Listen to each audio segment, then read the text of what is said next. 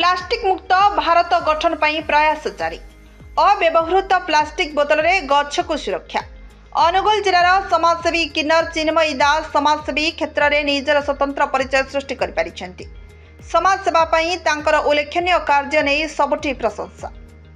एबे से व्यवहृत प्लास्टिक बोतल को संग्रह करी सेथिरे गछ को किभली सुरक्षा देबा आरंभ करिछंती।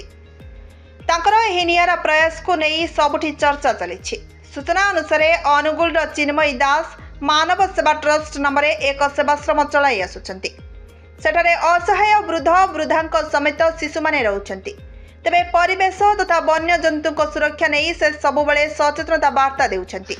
गाँ गाँ रे जाई जंगल और वन्य जंतु सुरक्षा संपर्क में विभिन्न रूप से ढंगरे सचेतनता सृष्टि करुछंती।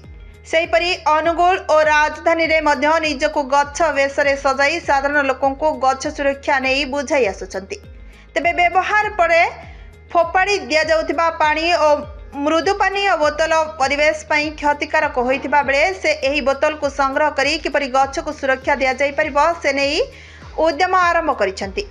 चिन्मयी किछि दिन होला रास्ता रे पड़िथिबा प्लास्टिक बोतल को गोटाई रखिथिबा बेले आज गछ सुरक्षा रे लगाइछंती। सही बोतल को मध्य वर्षा जल संरक्षण होई सब बेले गछ को जल जोगाण रे सहारा पालटिबो बोली चिन्मयी प्रकाश करिछंती। फळे परिवेश प्लास्टिक मुक्त सहित गछ सुरक्षा हेबो बोली से आशा रखिछंती।